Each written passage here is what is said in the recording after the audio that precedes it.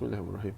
Okay, Assalamualaikum and selamat pagi. Okay, hari ini kita akan belajar pasal topik 3 about formation of the concept of self and self-esteem of the children. Okay, akan belajar pasal pembentukan kanak-kanak lah.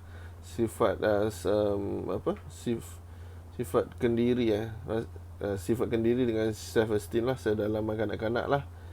Dia terbentuk di semasa tumbuh besaran kanak-kanak. Okey, refinement. Okey, antara benda-benda item yang perlu ditekankan dalam topik 3 adalah refinement yang pertama, impact of ceiling, apply positive formation of ceiling, and number 4 is stages of formation of the self concept and self esteem by Erik Erikson. Okey. Dia ada 4 lah tu yang ditekankan semua. Okey, yang pertama kat sini kita perlu tekankan adalah type of attachment. Attachment ni dia macam parent punya pendekatan lah. Pendekatan terhadap kanak-kanak tersebut. Okey. Pendekatan terhadap kanak-kanak tersebut. Yang pertama kita kena secure. Secure ni maknanya keselamatan lah. Kanak-kanak tu perlu rasa selamat. Okey, selesa dan sebagainya dengan ibu bapa. Okey, ibu bapa jangan macam mengancam dan sebagainya lah. Ibu bapa patut melindungi anak-anak dengan kasih sayang, dengan perhatian. So insyaAllah bila dah besar, anak-anak tu akan menjadi kanak-kanak yang complete. Kan, complete dia punya pertumbuhan dia punya psikososial dia tu. Okey, seterusnya kita pergi kepada avoidance. Okey, jangan avoid. Contoh sekarang ni adalah telefon lah. Telefon mengganggu attachment antara ibu dan bapa dengan anak tu. Okey. So jangan avoid kanak-kanak ni lah. Kan, kecuali kita nak mengajar. Contohnya dalam Islam macam puasa kan, kanak-kanak tu tak berpuasa. Contoh certain age lah. Contoh 8 years old, 7 years old. Okay, kalau tak puasa, duduk asing, tak boleh buka puasa sama-sama kat meja, duduk kat bawah dan sebagainya. Okay, so seterusnya environment. Okay, environment ni dia macam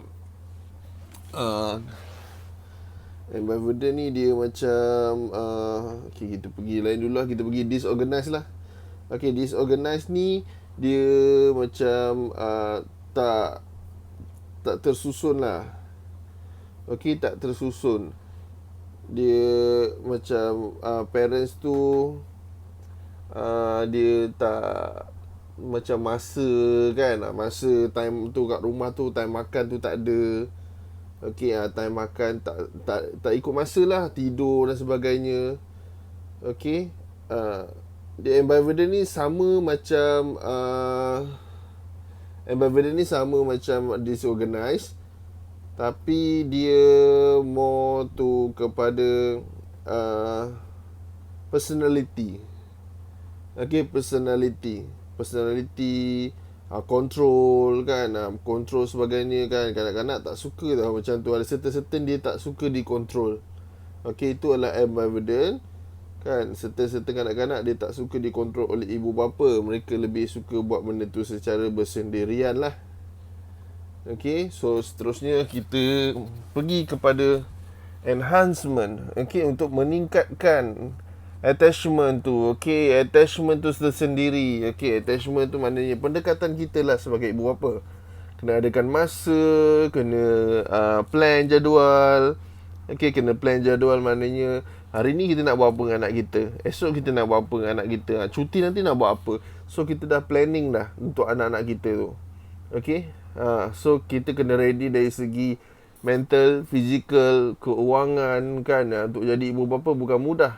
Okay, kita pun kena ada knowledge, okay, dalam mendidik anak-anak tu. Okay, dan ingat pendidikan macam contoh kan, pendidikan bukan segala-galanya. Okay, tapi pendidikan adalah penentu segalanya. Okay, faham Maknanya contoh result exam nak A je. Okay, buat apa kalau A je semua tapi dari sasiah dan sebagainya tidak A? Kan, sebab kita menekankan pendidikan tanpa pertumbuhan yang positif dari semua aspek. pembelajaran okey, sasiah okey, perangai pun okey kan. Itu lebih baik. Okey. Seterusnya lab safe lah. Lab safe maknanya masa tu lah, masa berapa lama benda tu circulation tu kan diulang-ulang. Okey, benda ni kena ulang. Contoh cuti kita pergi jalan kan, nak pergi jalan tu macam mana kan, ada macam sama ada kita pergi jalan travel ke kan, kita pergi Sandoi Lagoon, pergi shopping mall, itu adalah salah satu cara lah, okey, untuk step to enhance, okey, untuk meningkatkan attachment antara ibu bapa dengan kanak-kanak. Seterusnya feel safe kan, kita nak make sure selamat lah. Macam sekarang ni COVID-19 kan, make sure kurang-kurangkanlah waktu di tempat orang ramai tu. Elakkan kontak rapat dengan orang ramai lah. Kita kalau nak pergi padang, pergilah padang yang kosong. Okay.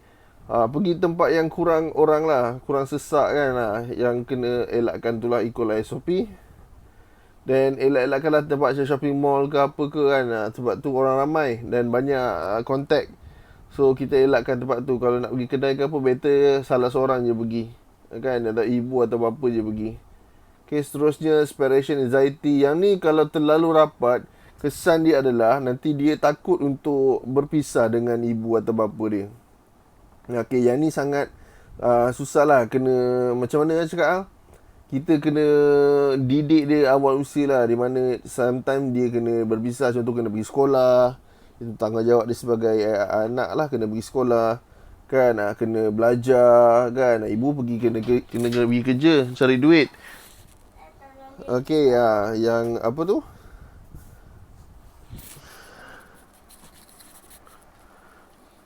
Okey, aspiration takut untuk berpisah. Okey. Okey, maaf ada gangguan semasa record video ni, salah kat rumah. Okey, aspiration ni dah tadi kot, dah clear kan. Takut berpisah daripada ibu bapa ni disebabkan terlalu manja atau terlalu rapat. Okey, ni kita kena didik dia juga untuk berkawan, socialize kan. Kena berpisah sementara dalam, tak lama pun, dalam kalau belajar sehari pukul 7 kan, 7, 8, 9, 10, 11, 12, 6 jam ke 7 jam sehari untuk belajar di tadika atau taska. Okey, kalau seharian taska sampai petang lah. Okey, kena juga untuk memudahkan kita lah nak pergi cari rezeki kan, nak kerja dan sebagainya. Okey, seterusnya sekarang ni kita pergi kepada Erikson Theory lah. Okey, Erikson Psychosocial Theory. Okey, believe and not believe. Okey, peringkat ni lah. Okey, tahap 1 stage 1, percaya dan tidak percaya, umur 0 hingga 12 bulan sampai setahun lah. Okey, mempengaruhi perkembangan bayi melalui pengalaman. Okey, dia percaya tak percaya ni macam dia dia percayalah kat itu parents dia ke, muka parent dia macam mana. Ini bukan muka ibu dia ni, lepas tu dia nangis. Itu adalah tunjukkan yang dia tidak percaya yang ini bukan ibu dia. Ibu dia muka sekian-sekian macam ni, dia dah attach dah. Sebab tu bila lahir je bayi kat dunia ni, dia keluar je terus dia letak dekat ibu punya dada kan, untuk tengok ibu dia kan, bau ibu dia. Okay, seterusnya kita pergi kepada stage 2 is autonomy versus malu atau kekeliruan, shy and doubtful. Okay, 1 hingga 2 tahun. Okey, konsep ini dah mula nampak. Okey, mulanya dicakap dan dibuat merupakan tindakan bukan orang lain. Okey, keinginan untuk bertindak balas. Okey, maknanya cakap baliklah apa yang orang cakap dengan dia. React interact. Kan, saya cakap, anak saya jawab, contohnya. Tapi dia malu untuk menjawab bila orang lain tanya, bukan daripada family lah, macam kawan-kawan saya ke kan, orang luar cakap contoh hi, dia macam lambat sikit reaction dia kan, sebab dia tak kenal. Okay, yang tu ada bagus ada buruk dia. Bagus dia, contoh dia confident lah untuk bercakap dengan orang. Yang tak bagusnya takut nanti kalau apa-apa jadilah kan, zaman sekarang banyak kes kan. Tu dia berbahaya lah So kena ada pemantauan ibu bapa. Okay, kita kena puji benda yang baik yang dia buat, dan tegur secara berhemah benda yang tidak baik dia buat lah.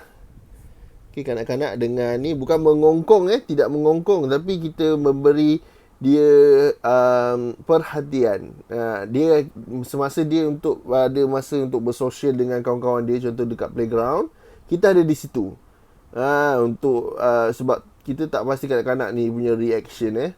Nanti dia ada jenis yang kasar, ada ketuk-ketuk kawan tu. So kita kena ada di situ dan kita ajar dia cara untuk bersosial dengan cara yang betul. Kan kat situ kita akan nampak kanak-kanak ni dia bijak berfikir. Tengok dia apa reaction dia untuk menegur kawan-kawan yang baru tu. Okay, stage 3. Stage 3 is initiative versus goal. Okay, inisiatif dan rasa bersalah lah. Umur 3 hingga 6 tahun ni mereka ingin meneroka atau mencuba sesuatu perkara yang baru. Okay, umur 3 hingga 5 tahun ni dah start dah, nampak. Okay, dia memang mencabar untuk ibu bapa dapat belajar dan bergerak dengan pantas. Okay, lebih peka kepada perkara betul dan salah. Dan galakkan menyedarkan kanak-kanak tentang posisi diri. Okay, masa umur macam ni kita boleh galakkan kanak-kanak untuk buat apa yang dia suka. Okay, tahap ini kanak-kanak boleh berinteraksi dengan persekitaran. Okay, yang stage 3 ni. Okay, dilaksanakan memenuhi naluri ingin tahu yang tinggi. Okay, dia keinginan untuk tahu tu sangat tinggi. So, ibu bapa kena bagi apa yang kanak-kanak tu nak dengan pemantauan. Perkembangan ini tidak boleh disalah asuh kerana ia menyebabkan kanak-kanak hilang inisiatif, suka menyendiri dan menimbulkan masalah apabila masuk ke alam persekolahan. Nampak? Bila kita tak beri kebebasan kat situ, dia akan efek semasa sekolah. Okay, dia akan jadi lain lah dekat sekolah. Okay, tahap 4. Kita sampai tahap 4 je. 6 sampai 11 tahun. Okay.